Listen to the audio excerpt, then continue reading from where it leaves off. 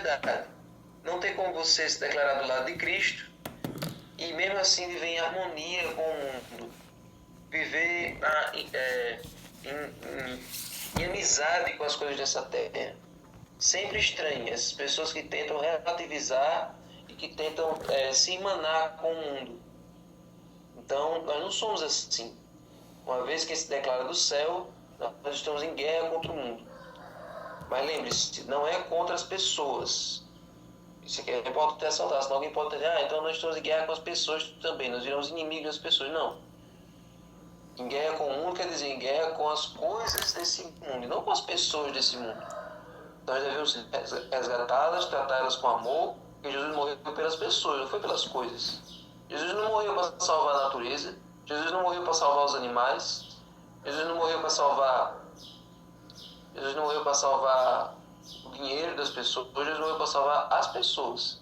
Então nós devemos ter amor pelas pessoas, mas mesmo assim, ódio e guerra contra as coisas desse mundo. Ódio não, mas nós somos contra as coisas desse mundo, contra o mundanismo, exatamente, Samara. E como Luísa disse, ninguém pode servir a dois senhores. Então, o amor de Lucas por Jesus e por seu reino fez com que ele permanecesse ao lado de Paulo até o fim, sem se importar com as circunstâncias, enquanto Demas amou mais este mundo do que o porvir. Essa é uma das razões também porque as pessoas desistem, porque as pessoas abandonam a fé. Porque os olhos delas são muito terrenos, não tem nada de celestial. As pessoas nunca pararam para refletir no céu, nunca pararam para imaginar a nova terra, nunca pararam para sonhar com essas coisas que nós vivemos, que nós temos essa alta expectativa. Muitas pessoas deixam a igreja porque os olhos delas são terrenos demais. São terrenos demais. Amam mais o presente século. Então, quanto mais você ama Jesus, o reino de Deus, quanto mais você quer a nova terra, isso faz com que você não desista, maior das motivações. Então, onde está o que você ama mais? Essa terra, as coisas desse mundo, ou você ama mais o que vai vir lá na frente? Se o meu amor pela eternidade amor pelas coisas terrenas, então nada vai me fazer parar, nada vai me fazer retroceder. Pode vir o problema que for, eu permaneço firme, porque eu não sou daqui. Eu estou nesse mundo, mas eu não sou desse mundo, certo? Quanto mais nós colocamos essa mentalidade que nós não somos daqui, nós somos de outro lugar, então a nossa motivação cristã vai ser bem mais efetiva, né? Exato. E quais são as orientações dadas àqueles que esperam a volta de Jesus? Agora Jesus está mais perto do que nunca de voltar. Qual devem ser as orientações que nós devemos seguir? Marcos 13, do 32 a 37, diz assim: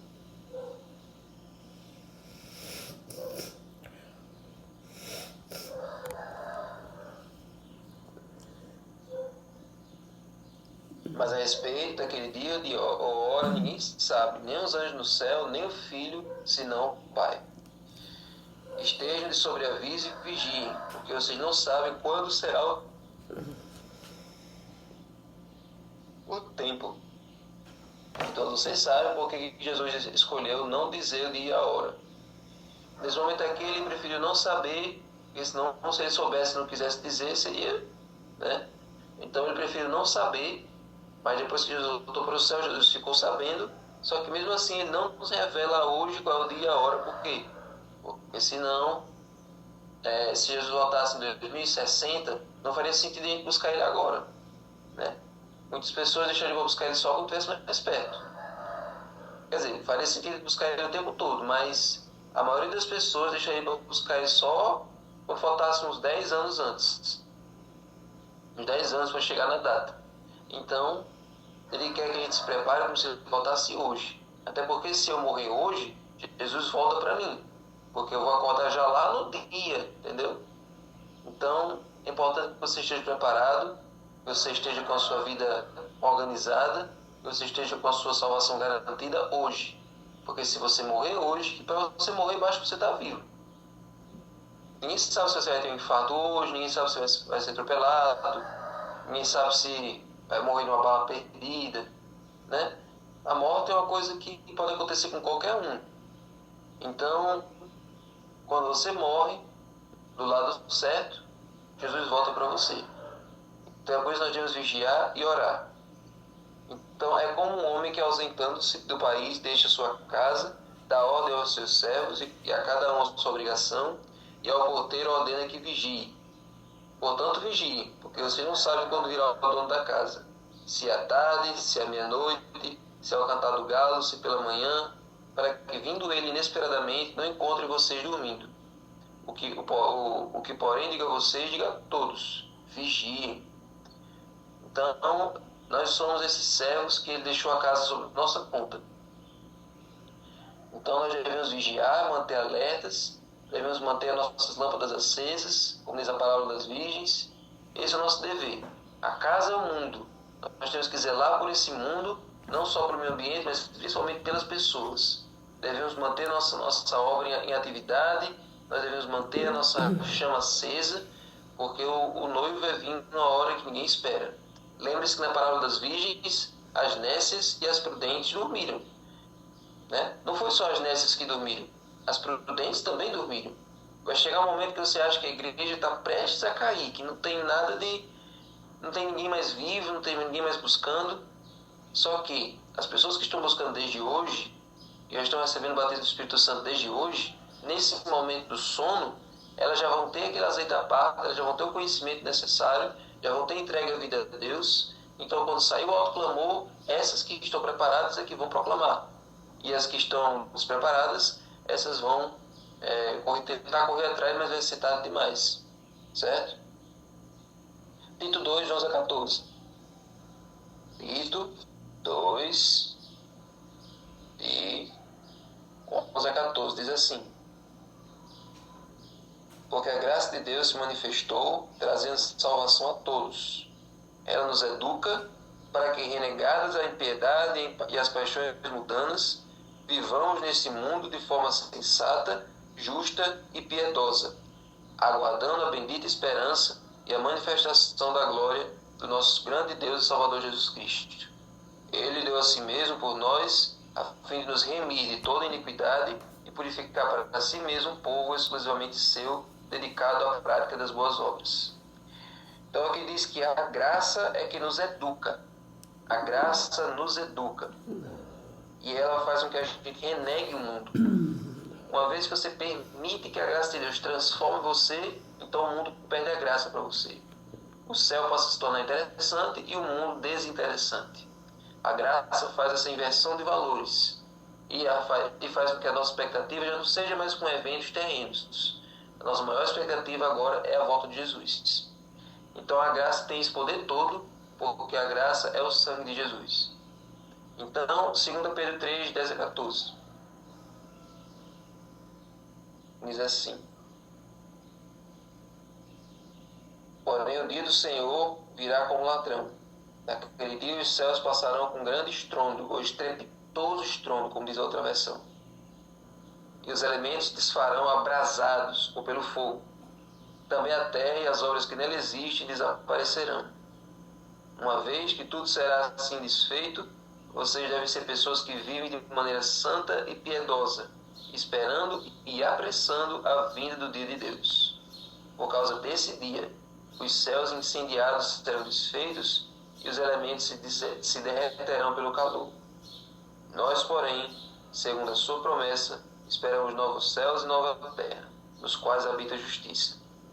Por essa razão, amados, esperando estas coisas, esforcem-se para com Deus, para que Deus os encontre sem mácula, sem culpa e em paz. Então, a demora de Jesus voltar é porque Ele quer que a gente encontre Ele preparados. Ele não quer pegar nenhum de nós de surpresa. Ele vai vir como ladrão para aqueles que realmente foram tão ruins que não quiseram se preparar em momento nenhum. Aqueles que, por ruindade mesmo, por rebeldia, não quiseram se preparar. Mas aqueles que têm o coração sensível à voz do Espírito Santo, esses vão estar preparados. E a demora dele, a longanimidade dele, é para esperar que cada um se prepare da maneira correta. Então, nós devemos nos esforçar para encontrar com Deus sem mácula, sem culpa e em paz. É para isso que tem a santificação. Nós não podemos encontrar Deus com nossos pecados acariciados, nós não podemos esperar a volta de Jesus com apego a coisas desse mundo, nós não podemos esperar a volta de Jesus sem buscar o Espírito Santo. É por isso que mais importante do que esperar a volta de Jesus é apressar a vinda do Espírito Santo sobre nós. Porque uma vez que o Espírito Santo for derramado, um ano depois Jesus volta. Bem rapidinho Jesus volta. Então, nós estamos esperando o evento que vem depois, sendo que esse evento que vem depois depende do primeiro. Então, busque o Espírito Santo com todas as forças. Porque se o Espírito Santo não for derramado, pode esperar mais 1000 anos nessa terra aqui, porque do ritmo que as coisas vão. Então, é uma coisa que depende da outra. Então, gente, que nós possamos nos encontrar com Deus dessa maneira, vivendo de maneira santa e piedosa, em obediência à lei de Deus, em obediência e vivendo o amor no nosso dia a dia. E por fim, Apocalipse 3, 17 a 21, o conselho para Laodiceia, que diz assim: você diz, eu sou rico, estou bem de vida, não preciso de nada. Mas você não sabe que você é infeliz, sim, miserável, pobre, cego e nu. Ou seja, você está com a visão totalmente distorcida. A sua visão de que você está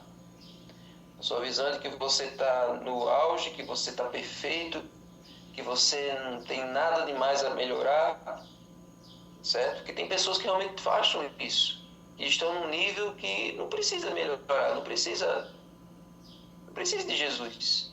Para quê? Para que conversão? Eu já estou aqui, um pé na glória já.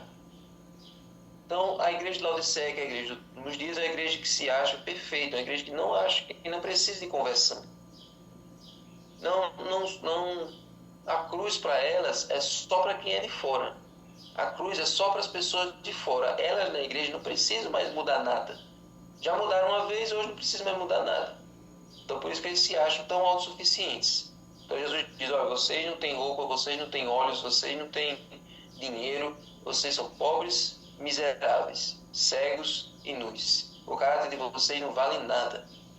Então vocês precisam comprar de mim o quê? Ouro refinado pelo fogo, para que você seja de fato rico, certo? Também vestiduras brancas para se vestir, a fim de que a vergonha da sua nudez não fique evidente, e colírio para ungir os olhos, a fim de que você possa ver. Eu repreendo e disciplino aqueles que eu amo. Portanto, seja zeloso e arrependa-se.